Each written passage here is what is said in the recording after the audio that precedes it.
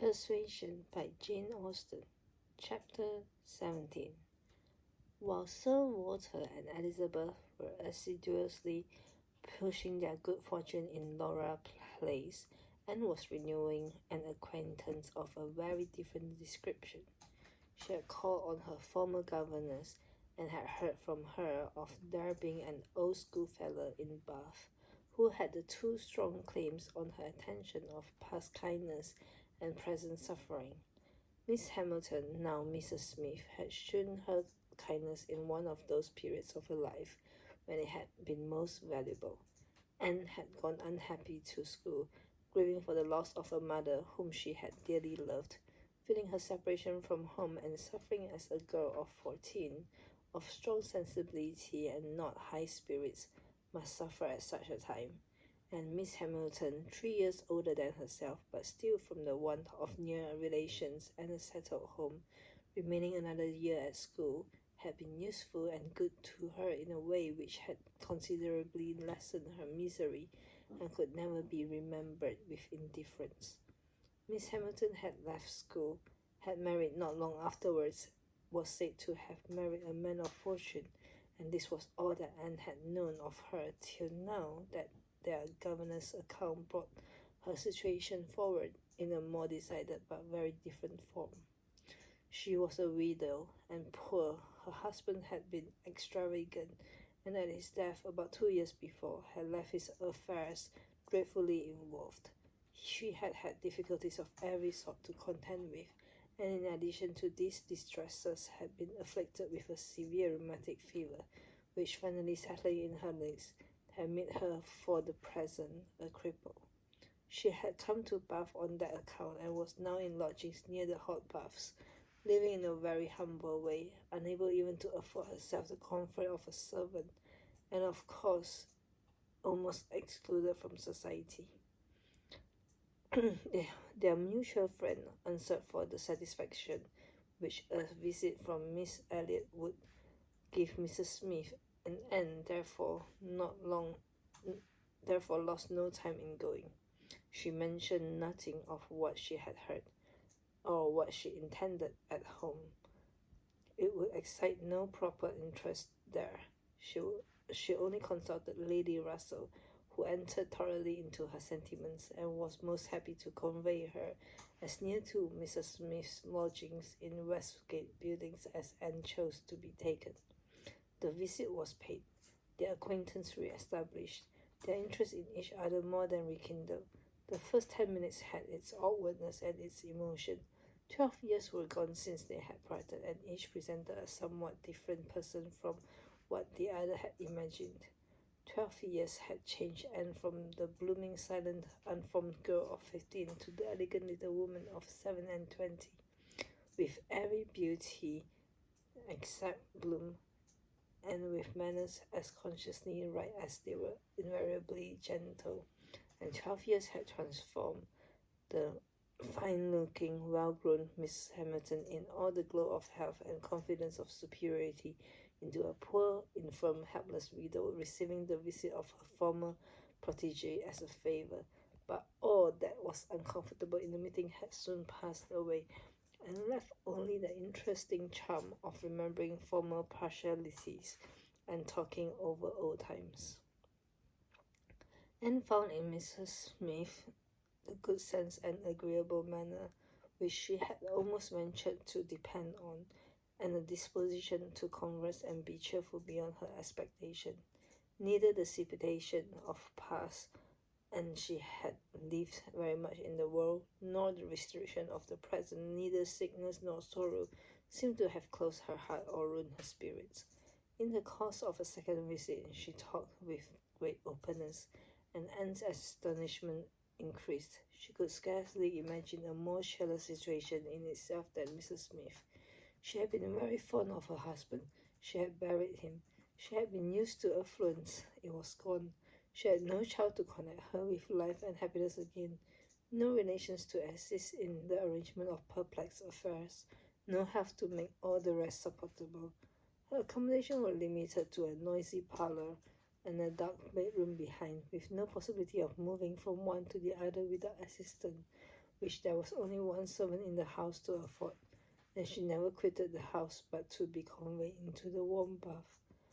Yet, in spite of all this, Anne had reason to believe that she had moments only of languor and depression, 2 hours of occupation and enjoyment. How could it be? She watched, observed, reflected, and finally determined that this was not a case of fortitude or of resignation only. A submissive spirit might be patient, a strong understanding would supply resolution, but here was something more. Here was that elasticity of mind, that disposition to be comforted, that power of turning readily from evil to good, and of finding employment which carried her out of herself, which was from nature alone. It was the choicest gift of heaven, and Anne viewed her friend as one of those instances in which, by a merciful appointment, it seemed designed to counterbalance almost every other one. There had been a time, Mrs. Smith told her, when her spirits had nearly failed. She could not call herself an invalid now, compared with her state on first reaching Bath. Then she had indeed been a pitiable object, for she had caught cold on the journey and had hardly taken possession of her lodgings before she was again confined to her bed, and suffering under severe and constant pain, and all this among strangers, with the absolute necessity of having a regular nurse and finances at that moment particularly unfit to meet any extraordinary expense. She had weathered it, however, and could truly say that it had done her good. It had increased her comforts by making her feel herself to be in good hands. She had seen so too much of the world to expect sudden or disinterested attachment anywhere, but her illness had proved to her that her landlady had a character to preserve, and would not use her ill.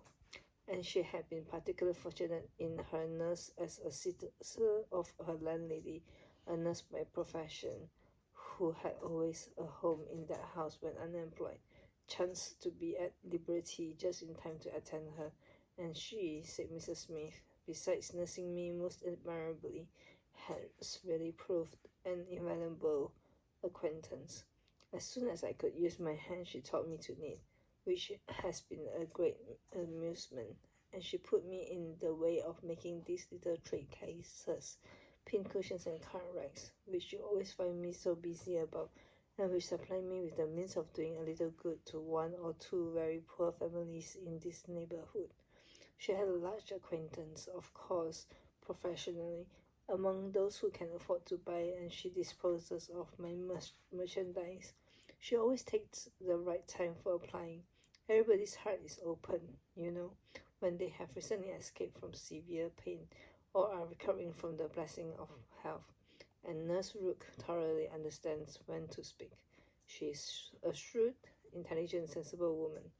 Hers is a line for seeing human nature, and she has a fund of good sense and observation, which, as a companion, make her infinitely superior to thousands of those who, having only received the best education in the world, know nothing worth attending to. Call it gossip, if you will, but when Nurse Rook has half an hour leisure to bestow on me, she is sure to have something to relate that is entertaining and profitable, something that makes one knows one's species better. One likes to hear what is going on, to be au fait as to the newest modes of being trifling and silly. To me, who live so much alone, her conversation, I assure you, is a treat. And, far from wishing to cavil at the pleasure, replied, I can easily believe it. Women of that class have great opportunities, and if they are intelligent, may be well worth listening to. Such varieties of human natures as they are in the habit of witnessing. And it is not merely in its follies that they are well read, for they see it occasionally under every circumstances that can be most interesting or affecting. What instances must pass before them of ardent, disinterested, self-denying attachment, of heroism, fortitude, patience, resignation, of all the conflicts and all the sacrifices that ennoble us most. A sick chamber may often furnish the worth of volumes. Yes, said Mrs. Smith more doubtingly. Sometimes it may, though I fear its lessons are not often in the elevated style you describe. Here and there, human nature may be great in times of trial, but generally speaking, it is its weakness and not its strength that appears in a sick chamber. This selfishness and impatience rather than the generosity and fortitude that one hears of. There is so little friendship in the world, and unfortunately, speaking low and tremulously, there are so many who forget to think seriously till it is almost too late. Anne saw the misery of such feelings. The husband that had not been what he ought, and the wife had been led among that part of mankind which made her think worse of the world than she hoped it deserved. It was but a passing emotion, however, with Mrs. Smith. She shook it off and soon added in a different tone, I do not suppose the situation my friend Mrs. Rook is in at present will furnish much either to the interest or edify me. She is only nursing Mrs. Wallis of Marlborough Buildings, a mere pretty, silly, expensive, fashionable woman, I believe, and of course will have nothing to report but of lace and finery. I mean to make my profit of Mrs. Wallis, however. She has plenty of money, and I intend she shall buy all the high-priced thing I have in hand now. Anne had called several times on her friend before the existence of such a person was known in Camden Place. At last, it became necessary to speak of her. Sir Walter, Elizabeth, and Mrs. Clay returned one morning from Laura Place with a sudden invitation from Lady Dalrymple for the same evening, and Anne was already engaged to spend the evening in Westgate's Buildings. She was not sorry for the excuse. They were only asked, she was sure, because Lady Dalrymple, being kept at home by a bad cold, was glad to make use of the relationship which had been so pressed on her, and she declined on her own account with great alacrity. She was engaged to spend the evening with an old schoolfellow. They were not much interested in anything relative to Anne, but still there were questions enough asked to make it understood what this old schoolfellow was, and Elizabeth was disdainful, and Sir Walter was severe. Westgate Buildings, said he, and who is Miss Anne Elliot to be visiting in Westgate Building? A Mrs. Smith? A widow Mrs. Smith? And who was her husband? One of 5,000 Mr. Smiths whose names are to be met with everywhere. And what is her attraction? That she is old and sickly. Upon my word, Miss Anne Elliot, you have the most extraordinary taste. Everything that revolts other people, low company, poultry rooms, foul air, disgusting associations are inviting to you. But surely you may put off this old lady till tomorrow. She is not so near her end, I presume, but that she may hope to see another day. What is her age? 40? No, sir, she is not 31. But I do not think I can put off my engagement because it is the only evening for some time which will at once suit her and myself. She goes into the warm bath tomorrow, and for the rest of the week, you know, we are engaged. But what does Lady Russell think of this acquaintance? Asked Elizabeth. She sees nothing to blame in it, replied Anne. On the contrary, she approves it and has generally taken me when I have called on Mrs. Smith. Westgate Buildings must have rather surprised by the appearance of a carriage drawn up near its pavement, observed Sir Walter. Sir Henry Russell's widow, indeed, has no honour to distinguish her arms, but still it is a handsome equipage, and no doubt is well known to convey a Miss Elliot. A widow Mrs. Smith lodging in Westgate Buildings, a poor widow barely able to live between 30 and 40. A mere Mrs. Smith, an everyday Mrs. Smith, of all the peoples and all names in the world, to be chosen friend of Miss Anne Elliot, and to be preferred by her to her own family connections among the nobility of England and Ireland. Mrs. Smith, such a name. Mrs. Clay, who had present while all this passed, now thought it was advisable to leave the room, and Anne could have said much, and did long to say a little in defense of her friend. not very dissimilar claims to theirs, but her sense of personal respect to her father prevented her. She made no reply. She left it to himself to recollect that Mrs. Smith was not the only widow in Bath between 30 and 40, with little to live on and no surname of dignity. Anne kept her appointment, the others kept theirs, and of course she heard the next morning that they had a delightful evening. She had been the only one of the set absent, for Sir Walter and Elizabeth had not only been quite at her ladyship's service themselves, but had actually been happy to be employed by her in collecting others, and had been at the trouble of inviting both Lady Russell and Mr. Elliot. Mr. Elliot made a point of leaving Colonel Wallis early, and Lady Russell had fresh arranged all her evening engagement in order to wait on her, and had the whole history of all that such an evening could supply from Lady Russell. To her, its greatest interest must be in having been very much thought of between her friend and Mr. Elliot, in having been wished for, regretted, and at the same time honoured for staying away in such a cause. Her kind, compassionate visits to these old schoolfellows, sick and reduced, seemed to have quite delighted Mr. Elliot. He thought her of a most extraordinary young woman, in her temper, manners, mind, a border of female excellence. He could meet even Lady Russell in a discussion of her merits, and Anne could not be given to understand so much by her friend, could not know herself to be so highly rated by a sensible man, without many of those agreeable sensations which her friend meant to create. Lady Russell was now perfectly decided in her opinion of Mr. Elliot. She was as much convinced of his meaning to gain Anne in time as of his deserving her, and was beginning to calculate the number of weeks which would free him from all the remaining restraints of widowhood, and leave him at liberty to exert his most open powers of pleasing. She would not speak to Anne with half the certainty she felt on the subject. She would venture on little more than hints of what might be hereafter of a possible attachment on his side, of the desirable of the alliance, supposing such attachment to be real and returned. Anne heard her and made no violent exclamation. She only smiled, blushed, and gently shook her head. "I am no matchmaker, as you well know, Lady Russell," said Lady Russell, being much too well aware of the uncertainty of all human events and calculations. "I only mean that if Mr. Elliot should sometime hence pay his addresses to you, and if you should be disposed to accept him, I think there would be very possibility of you being happy together.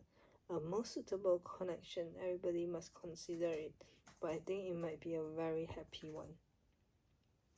Mr. Elliot is an exceedingly agreeable man, and in many respects I think highly of him," said Anne, "but we should not suit." Lady Russell let this pass, and only said in rejoinder, "I own that to be able to regard you as the future mistress of Kellynch, the future Lady Elliot, to look forward and see you occupying your dear mother's place, succeeding to all her rights and all her popularity, as well as to all her virtues, would be the highest possible gratification to me. You are your mother's self in countenance and in disposition, and if I might be allowed to fancy you such as she was in situation and name and home, presiding and blessing in the same spot, and only superior to her in being more highly valued, my dearest Anne, it would give me more delight than is often felt at my time of life." Anne was obliged to turn away, to rise to walk to a distant table, and leaning there in pretended employment, tried to subdue the feelings this picture excited. For a few moments her imagination and her heart were bewitched. The idea of becoming what her mother had been, of having the precious name of Lady Elliot first revived in herself, of being restored to Kellynch, calling it her home again, her home forever, was a charm which she could not immediately resist. Lady Russell said not another word, willing to leave the matter to its own operation, and believing that could Mr. Elliot at the moment with propriety have spoken for himself. She believed, in short, what Anne did not believe. The same image of Mr. Elliot speaking for himself brought Anne to composure again. The charm of Kellynch and of Lady Elliot all faded away. She never could accept him, and it was not only that her feelings were still adverse to any man save one. Her judgment, on a serious consideration of the possibility of such a case, was against Mr. Elliot. Though they had now been acquainted a month, she could not be satisfied that she really knew his character, that he was a sensible man, an agreeable man, that he talked well, professed good opinions, seemed to judge properly, and as a man of principle, this was clear enough. He certainly knew what was right, nor could she fix on any one article of moral duty evidently transgressed, but yet she would have been afraid to answer for his conduct. She distrusted the past, if not the present. The names which occasionally dropped off former associates, the allusions of former practices and pursuits, suggested suspicions not favorable of what he had been. She saw there had been bad habits, that Sunday travelling had been a common thing, that there had been a period of his life, and probably not a short one, when he had been at least careless in all serious matters. And though he might not think very different, and though he might now think very differently, who could answer for the true sentiments of a clever, cautious man, grown old enough to appreciate a fair character? How could it ever be ascertained that his mind was truly cleansed? Mr. Elliot was rational, discreet, polished, but he was not open.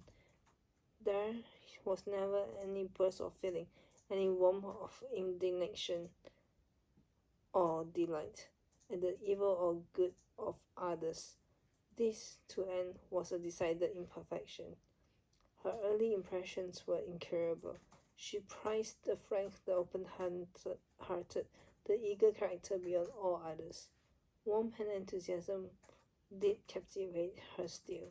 She felt that she could so much more depend upon the sincerity of those who sometimes looked or said a careless or hasty thing, than of those whose presence of mind never varied, whose tongue never slipped.